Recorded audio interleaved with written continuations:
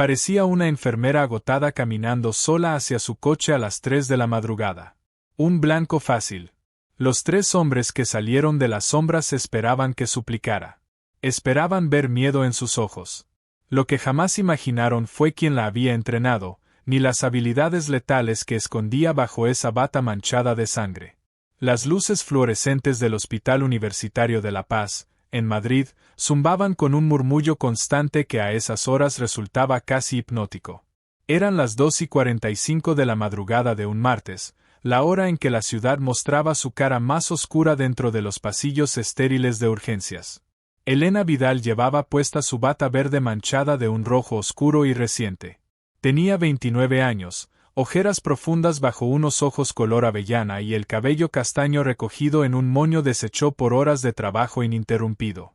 Para el resto del mundo era solo otra enfermera de urgencias quemada por turnos de 70 horas semanales y el ruido constante de los monitores. Pero esa noche el caos tenía un nombre propio, y ese nombre pertenecía a los Salazar. Media hora antes, las puertas de urgencias se habían abierto de golpe. Los sanitarios trajeron a un chico de 19 años llamado Rubén, pálido, sudando y sujetándose el abdomen, donde una bala de gran calibre le había destrozado el intestino. Rubén no era una víctima cualquiera de la violencia callejera. Era el hijo menor de una familia que controlaba el tráfico en varios barrios del sur de Madrid. Elena no dudó ni un segundo. Se movió con una eficiencia fría y precisa, pidiendo sangre de emergencia, colocando una vía central, aplicando presión sobre la herida con una calma que sorprendió a todo el equipo. Pero cuando le retiraron la ropa para revisar la herida de salida, una pistola cayó al suelo con un golpe metálico que resonó en toda la sala. El protocolo del hospital era absoluto. Elena apartó el arma de una patada, lejos del alcance del paciente, y ordenó que se cerrara el box y se avisara a la policía. Ese fue su primer error, según las reglas no escritas de la calle. En 10 minutos llegaron 2 agentes y confiscaron la pistola. En 15, el hermano mayor de Rubén, Mario Salazar, irrumpió en la sala de espera junto a 2 hombres corpulentos cubiertos de tatuajes. Mario era una montaña de músculo, con el cuello lleno de tinta oscura y los ojos inyectados en rabia. Cuando el médico de guardia le informó que Rubén entraba a quirófano y que la policía se había llevado un arma encontrada en su cuerpo, la mirada de Mario se clavó en Elena a través del cristal del control de enfermería. No gritó. No montó una escena que lo hiciera detener allí mismo. Caminó despacio hasta el cristal. Elena levantó la vista de sus anotaciones y sostuvo su mirada sin parpadear. «Tienes la boca muy grande, enfermera», murmuró Mario, apenas audible a través del pequeño altavoz. «Acabas de firmar tu sentencia de muerte. Cuídate la espalda». Elena no se inmutó. Simplemente pulsó el botón del intercomunicador. «Si vuelve a amenazar al personal, avisaré a seguridad y no recibirá información sobre su hermano. Siéntese». Mario esbozó una sonrisa fría y vacía, golpeó el cristal 2 veces con los nudillos y se marchó con sus hombres. A las 3:15, el turno de Elena terminó por fin. Le dolía la espalda, sentía los pies pesados y la adrenalina que la había sostenido durante el código de trauma comenzaba a desaparecer, dejando un vacío de puro cansancio. Entregó el busca al compañero del turno siguiente, tomó su bolsa y cruzó las puertas automáticas. Un vigilante mayor, Ramón, la llamó desde su mesa. «Elena, ¿quieres que te acompañe al parking? Esos chicos de los Salazar estaban muy alterados antes. Se fueron hace 20 minutos, pero por si acaso». Elena se detuvo un instante, ajustando la correa de su bolsa sobre el hombro. «Estoy bien, Ramón. Es solo el nivel 3. Cierra bien la puerta detrás de mí». «De acuerdo. ¿Segura?» «Segura. Buenas noches». Elena empujó la puerta pesada hacia el aire helado de noviembre. El contraste entre la luz blanca del hospital y la penumbra del parking resultó brutal. Era una estructura de hormigón de los años 80, medio en ruinas, con tubos fluorescentes fundidos y un olor a humedad y aceite de motor. Su coche, un utilitario gris sin nada llamativo, estaba en el nivel 3, cerca de la escalera. A esa hora, la soledad de los pisos superiores se sentía como una losa. Sus zapatillas chirriaban contra el hormigón mientras subía. Llegó al rellano del segundo piso y comenzó a subir hacia el tercero. Fue entonces cuando lo escuchó. El inconfundible roce de una bota pesada girando sobre grava suelta. Y no venía de detrás de ella. Venía del piso de arriba. Elena se detuvo en la escalera. No jadeó. Su corazón no se disparó en pánico. Al contrario, algo en su interior, un interruptor dormido durante casi 10 años, hizo clic en silencio. Su postura cambió por completo. La espalda encorvada de la enfermera agotada desapareció, sustituida por la quietud rígida y calculadora de un depredador que evalúa el terreno. Respiró lentamente por la nariz, retuvo el aire 4 segundos y lo soltó despacio por la boca. Era un ejercicio de respiración táctica que había aprendido mucho antes de ponerse una bata blanca. Subió los últimos escalones y empujó la puerta metálica hacia el nivel 3. La planta estaba prácticamente vacía, salvo por su coche y un todoterreno negro oxidado aparcado en diagonal, bloqueando la única salida. Apoyado en el capó estaba Mario. A su izquierda, un hombre delgado y nervioso llamado Iker hacía girar una navaja automática con soltura. A su derecha, un tipo corpulento apodado el oso llevaba puestos unos nudillos de acero. La habían acorralado, y no tenían la menor idea de con quién estaban tratando. Se acabó el turno, Florence Nightingale, dijo Mario, su voz retumbando contra el techo bajo de hormigón. Se apartó del capó dando un paso lento y medido hacia adelante. Elena se detuvo a 30 metros de distancia, con su coche a medio camino entre ella y el todoterreno. Dejó caer la bolsa al suelo con un golpe sordo. Mario, dijo con una voz completamente firme, sin el más mínimo temblor. No era el tono agudo y aterrorizado que esos hombres estaban acostumbrados a arrancarle a sus víctimas. Era plano, clínico. Tu hermano está en una operación de 6 horas. Deberías estar en la sala de espera de la 4ª planta. Iker soltó una risa seca mientras la navaja chasqueaba abriéndose y cerrándose. No nos importa Rubén ahora mismo. Nos importa la chivata que le entregó el arma a la policía. Nos costó dinero. Esa pistola le costó antecedentes a mi hermano, gruñó Mario. Nos has faltado al respeto, añadió el oso, golpeando los nudillos de acero contra su palma abierta. Nadie falta al respeto a los Salazar y se va caminando a su coche. Esperaban que retrocediera. Esperaban verla sacar el teléfono con dedos temblorosos, intentando marcar el número de emergencias antes de que se lo arrancaran de las manos. Esperaban lágrimas. En cambio, Elena levantó las manos hacia su moño y comenzó a sacarse las horquillas una a una. Su cabello castaño cayó sobre los hombros. Se quitó una goma gruesa de la muñeca y se hizo una coleta tensa y práctica en la nuca. Mientras lo hacía, su mente no viajó a los libros de enfermería. Viajó a una cabaña nevada en los Pirineos aragoneses. Viajó al olor a leña, aceite de arma y coñac barato. Viajó al hombre que la había criado después de que sus padres murieran cuando ella tenía 10 años. Se llamaba Diego Aranda. Para el mundo, Diego había sido un fantasma, un antiguo militar de operaciones especiales que después se convirtió en algo parecido a un solucionador de problemas violentos para quien pudiera pagarlo. Cuando acogió a su sobrina huérfana, no sabía cómo ser padre. Solo sabía cómo sobrevivir. Así que crió a Elena no como una hija, sino como una operativa.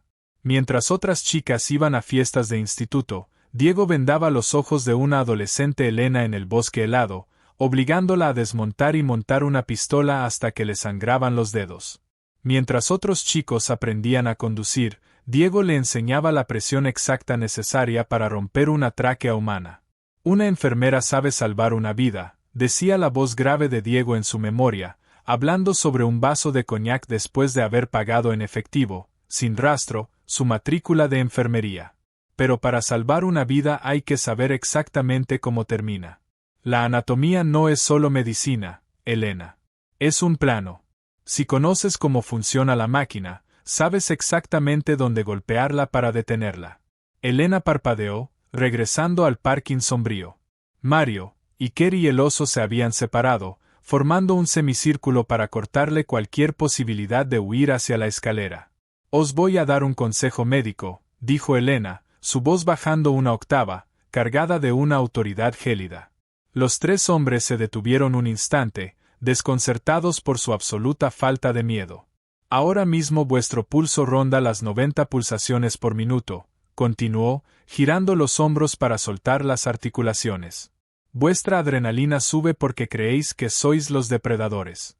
Pero en unos 30 segundos, vuestras arterias femorales se van a dilatar. Vuestro cortisol se va a disparar. Y vuestro cerebro va a activar una respuesta de trauma severo. Si subís a esa camioneta ahora mismo y os marcháis, mañana despertaréis. Si dais un paso más, os voy a desmontar sistemáticamente. Durante 2 segundos hubo un silencio absoluto en el parking.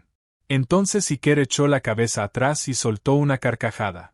Esta se cree que está en una película, dijo, justo antes de lanzarse hacia ella con la navaja en alto. Iker fue el primero en lanzarse. Era rápido, impulsado por la confianza callejera y por lo que fuera que corriera por sus venas esa noche. Trazó un arco horizontal con la navaja, buscando cortar la mejilla de Elena para aterrorizarla y someterla. Nunca la vio moverse. Elena no retrocedió ante el filo. Retroceder ante una navaja era un error de principiante que Diego le había corregido a golpes cuando tenía 15 años.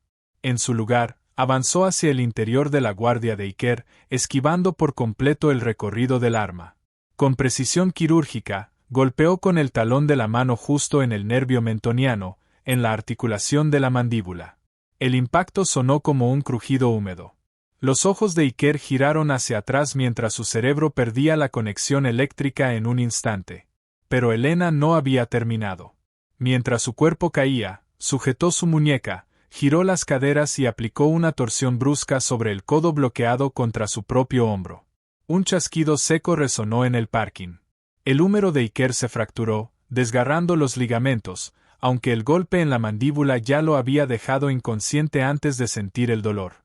Cayó al suelo como un saco vacío, el brazo doblado en un ángulo imposible.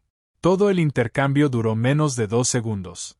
El oso se quedó paralizado, con los nudillos de acero de pronto pesados e inútiles en su mano.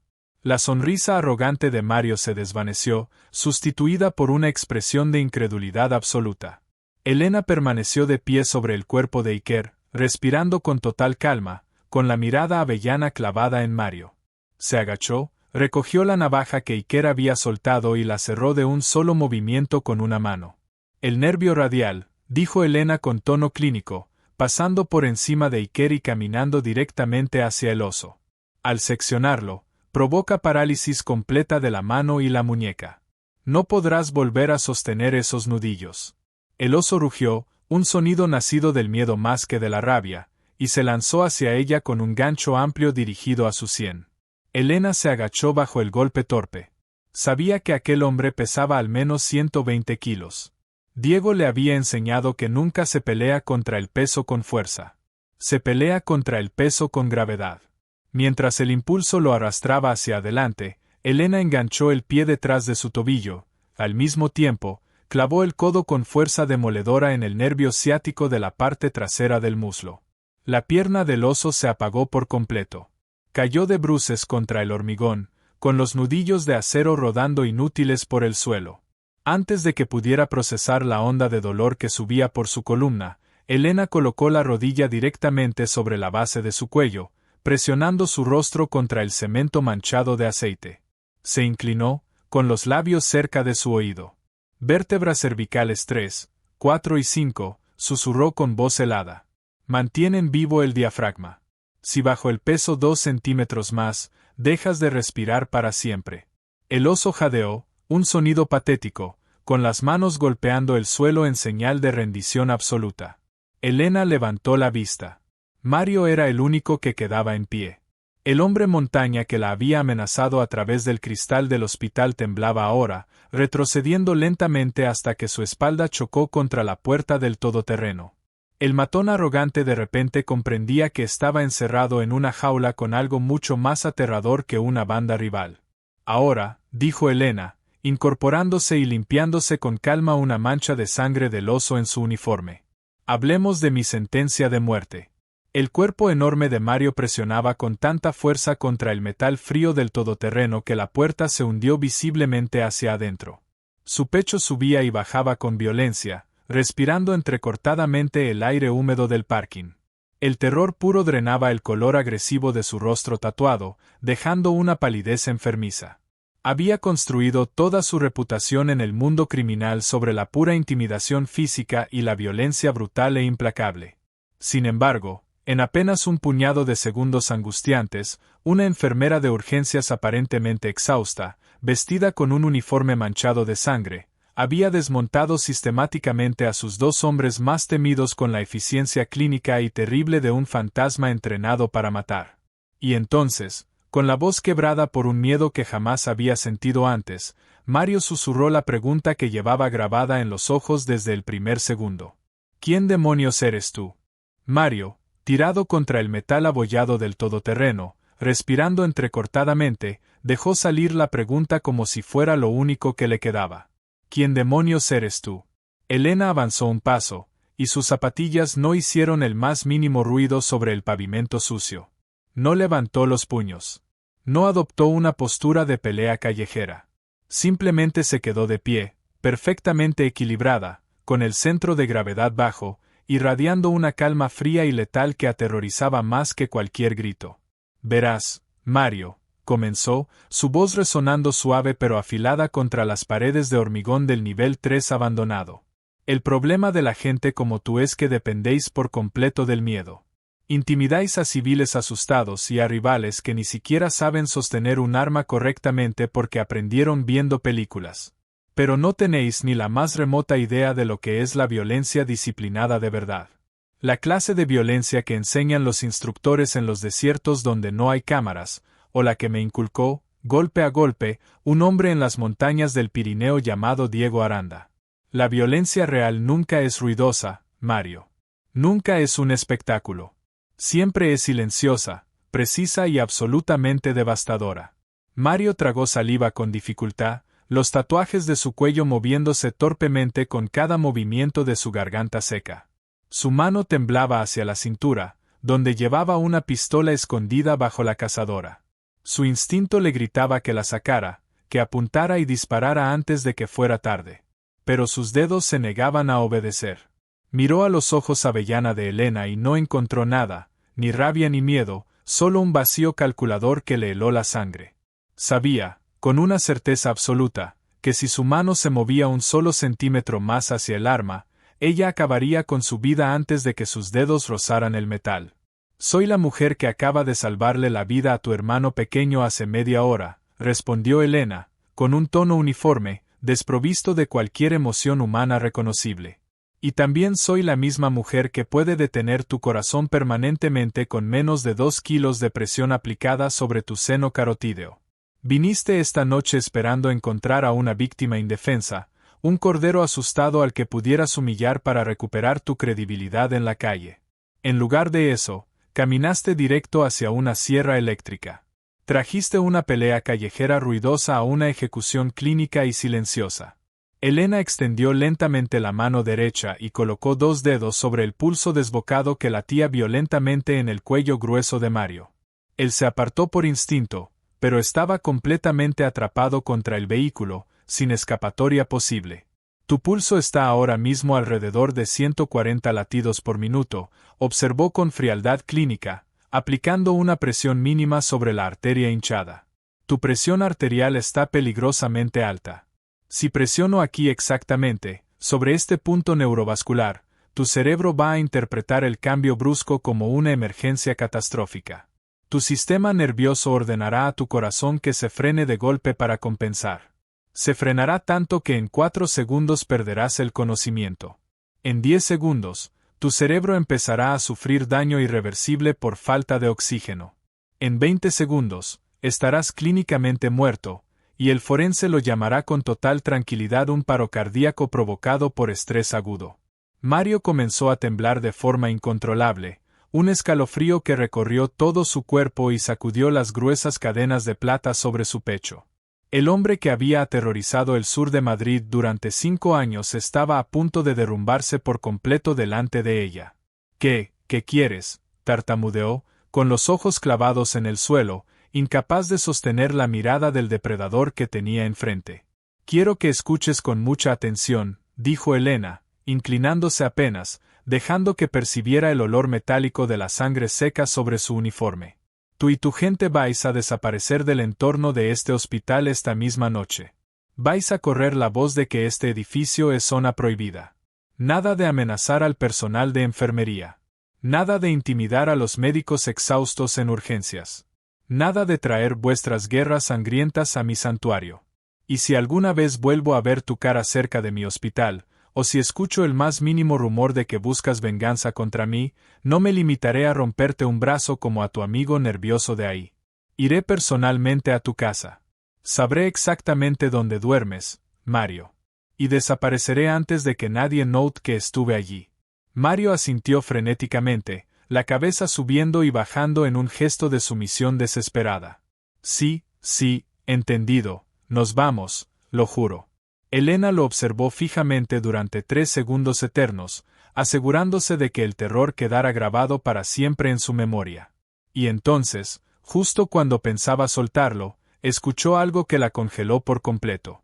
Un sonido de pasos lentos y pesados descendiendo por la escalera del parking. Alguien más había estado observando toda la escena desde las sombras del piso superior, y ahora bajaba directo hacia ellos. Elena giró la cabeza hacia la escalera sin soltar del todo la tensión en el cuerpo. Los pasos eran firmes, pausados, nada que ver con el desorden nervioso de Mario y sus hombres. De las sombras del rellano emergió una figura alta, vestida con un abrigo oscuro y una placa colgada del cuello.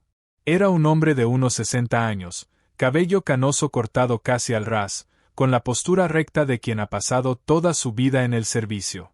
Mario palideció aún más al verlo, si es que eso era posible. El hombre bajó los últimos escalones sin prisa, observando el escenario, Iker inconsciente con el brazo roto, el oso arrastrándose apenas, y Mario temblando contra el todoterreno. «Comisario Rojas», susurró Mario con voz quebrada, reconociendo al recién llegado. El hombre ni siquiera lo miró. Sus ojos, grises y serios, se posaron directamente sobre Elena. Llevaba minutos observando desde arriba, esperando el momento exacto para intervenir, y ahora se acercaba lentamente hacia ella con una expresión que nadie en ese parking esperaba ver, algo parecido al asombro, más profundo aún, al orgullo. «Elena Vidal», dijo el comisario, su voz grave resonando en el hormigón vacío. «Han pasado 9 años». Elena se quedó inmóvil, con el pulso acelerándose por primera vez esa noche, no de miedo, sino de una sorpresa que la desarmó por completo. «Comisario», murmuró, bajando ligeramente la guardia. «Usted trabajó con Diego». El hombre asintió despacio. «Trabajé con Diego Aranda durante 15 años, antes de que se retirara a las montañas contigo. Cuando me llegó el aviso de una alteración en este parking, jamás imaginé que encontraría a la niña que él sacó de un orfanato convertida en la misma sombra silenciosa que él siempre quiso ser». Mario, escuchando cada palabra, sintió que el suelo se abría bajo sus pies. No solo había atacado a una mujer entrenada para matar, sino que esa mujer tenía protección directa dentro de la policía. El comisario finalmente giró la cabeza hacia él, y su expresión cambió por completo, la calidez desapareció, sustituida por una frialdad institucional aún más aterradora que la de Elena. «Mario Salazar», dijo lentamente, «llevamos 2 años intentando cerrar el expediente de tu familia. Esta noche, delante de mí, acabas de agredir a una ciudadana, amenazar a personal sanitario y portar un arma ilegal. Tu hermano sigue en el quirófano gracias a ella. Y tú ibas a matarla en un aparcamiento por hacer su trabajo». Chasqueó los dedos, y de las escaleras bajaron 2 agentes uniformados que hasta ese momento habían permanecido ocultos, esperando la señal. Mientras esposaban a Mario, el comisario se giró de nuevo hacia Elena, con un gesto casi paternal. «Diego estaría orgulloso», dijo en voz baja, solo para ella. «Pero también te diría que no puedes seguir viviendo así, escondida entre turnos de 12 horas y las sombras de tu pasado». Elena bajó la mirada un instante, dejando escapar el peso de 9 años de silencio. «Lo sé, comisario. Pero mientras haya gente como ellos rondando mi hospital, seguiré haciendo lo que él me enseñó, salvar vidas de día y protegerlas de noche». El comisario asintió lentamente, con respeto genuino en los ojos, y le entregó una tarjeta con un número privado. Si alguna vez necesitas algo, cualquier cosa, llama directamente. Le debo demasiado a Diego como para no cuidar de lo único que dejó atrás. Los agentes se llevaron a Mario, al oso y aún todavía inconsciente Iker hacia un furgón que esperaba en la planta baja. El comisario se despidió con un simple gesto de cabeza antes de desaparecer escaleras abajo, dejando a Elena sola de nuevo en el parking silencioso. Se quedó allí un minuto entero, escuchando cómo se alejaba el eco de las sirenas, hasta que la noche volvió a quedar completamente en calma. Poco a poco, la postura rígida de la asesina entrenada se disolvió, dando paso otra vez al cansancio profundo de una enfermera que llevaba 16 horas de pie. Caminó hasta su coche, dejó caer la bolsa en el asiento del copiloto y se sentó al volante, cerrando los ojos un momento antes de arrancar. Mañana volvería a ponerse el uniforme limpio, tomaría su busca y seguiría luchando contra la muerte en las salas de urgencias, exactamente igual que cada noche. Pero esta madrugada, mientras conducía de regreso a su piso en silencio, supo que algo había cambiado. Ya no era solo el secreto de Diego Aranda escondido bajo una bata de enfermera. Ahora, la ciudad entera empezaba a saber que existía. Los Salazar habían llegado buscando a una víctima fácil en un parking vacío, y en su lugar habían encontrado a la única persona en Madrid capaz de recordarles, con precisión quirúrgica, exactamente cómo funciona el cuerpo humano y exactamente cómo detenerlo. Esta noche aprendieron una lección que jamás olvidarán, en la oscuridad del nivel 3, de la mano de la mujer que sabía cómo salvar una vida y también cómo terminarla. Si esta historia de Elena Vidal y su pasado oculto te mantuvo pegado a la pantalla, dale like ahora mismo. Comparte este video con esas personas que aman las historias reales llenas de giros inesperados. Suscríbete a nuestro canal y activa la campanita para no perderte ninguna de nuestras historias más intensas. Y cuéntanos en los comentarios qué parte de la historia te impactó más.